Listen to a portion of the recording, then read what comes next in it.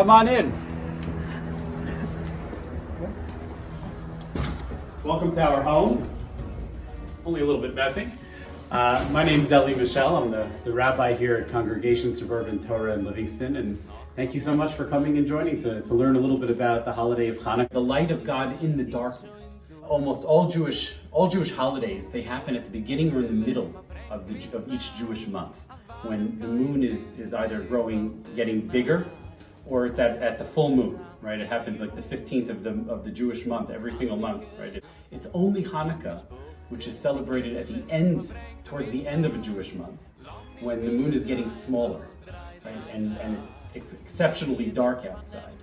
And the light of God in this time of darkness is what's made Hanukkah so sweet to the Jewish people through all the generations. Hanukkah comes at a time of darkness and gives us strength during this long exile, which we see is ending, right, as we speak in our generation. We see that darkness is only now beginning to end, but for all these thousands of years, right, Hanukkah, knowing that God was with us in the time of darkness, has given us the strength to persevere and ultimately to succeed. But the miracle of Hanukkah is significant for all time for another reason as well. You see, when God made the oil burn for all 8 days, and it lasted far more than it should have, it showed that God was with the Jewish people even through the darkest of times. The holiday of Hanukkah is the one holiday that we have, that the Jewish people have during the winter time, during a time of great darkness when the days are very short, and it represents the time of the Jewish people in exile. It's true that we were in the land of Israel for another few hundred years after the holiday of Hanukkah, but following that, where the Jewish people entered an exile that would last for 2,000 years. And what's incredible is that so many empires rose and fell during that time. The light of Hanukkah continues to burn. Hi everyone, we're about to light the Hanukkah menorah here on the first night of Hanukkah. Everybody's very, very excited. Now, why are we lighting the menorah here tonight?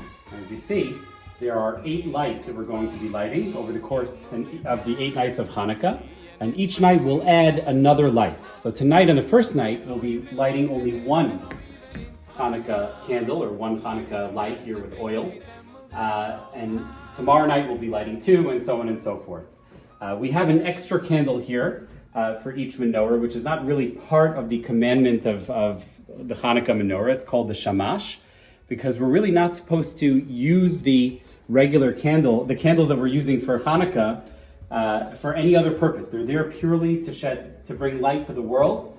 And so we have a second candle as well, in case we end up using the light, and that light is for us. So the reason we are lighting the Hanukkah menorah, where does this come from?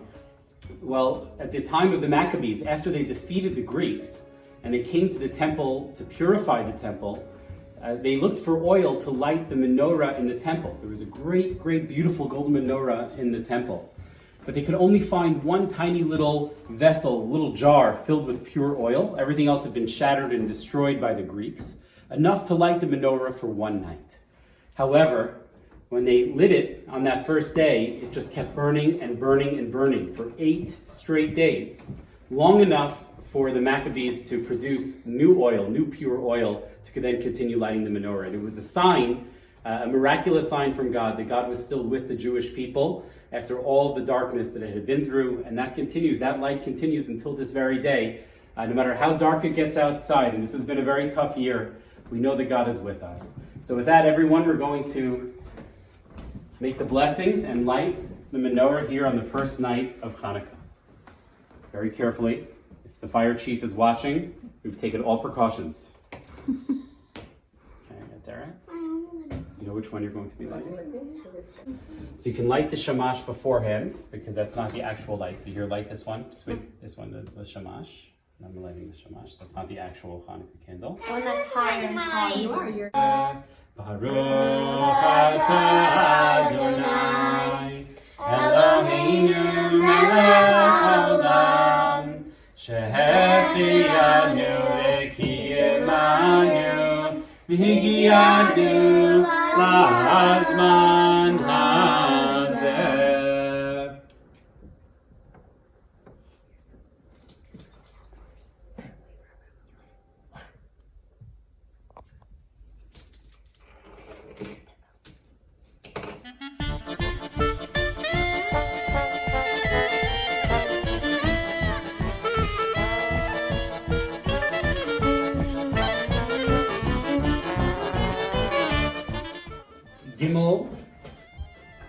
Pei, and Shin.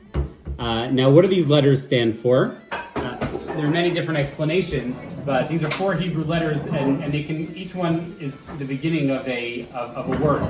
Nes Gadol Haya Sham, that a great miracle happened there in the land of Israel. Now, when we play the game of dreidel, girls, we're going to play? Come on over. When we play the game of dreidel, if it lands on a gimel, then you get the entire pot in the middle. That's super good. If it lands on a hay, you get half of the pot that's in the middle. If it lands on the letter nun, you get nothing. And if it lands on the letter shin, you have to pay even more into the pot. Nobody wants the shin. So with that, guys, let's play our game. Oh, gimel! Ooh, good one. Oh, fantastic.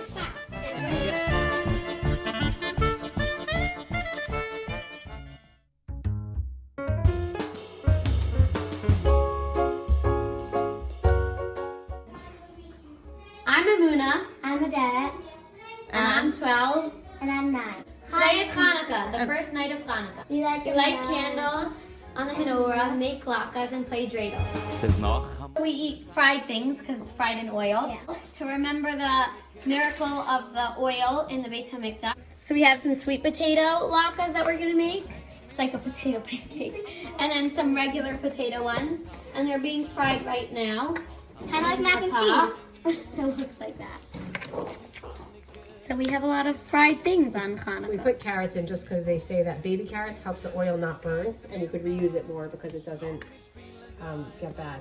Because they're fried. They're fried, so We apply it in new ways to new situations, but the Jewish practices, the commandments that we do, we've been doing for thousands of years. This is authentic Judaism. But when it comes to customs, the customs can certainly develop and change over time. So there's no commandment to eat oily latkes on Hanukkah, but it's a Jewish custom. And so we've, in every country that we've lived in, and Jews have been scattered all over the world, we kind of adapted, those customs come together in a unique way in each country. So here in America, sweet potato latkes are American Jewish favorite.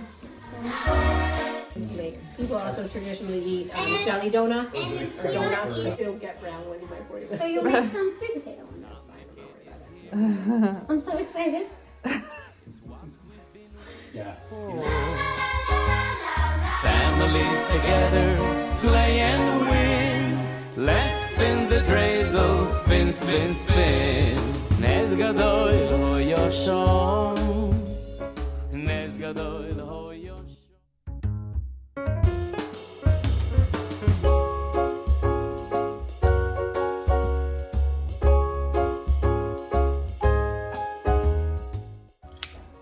Bye!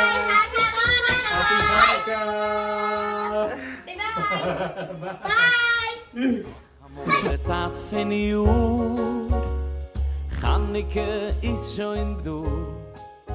Die Mischpuche, die Kinderle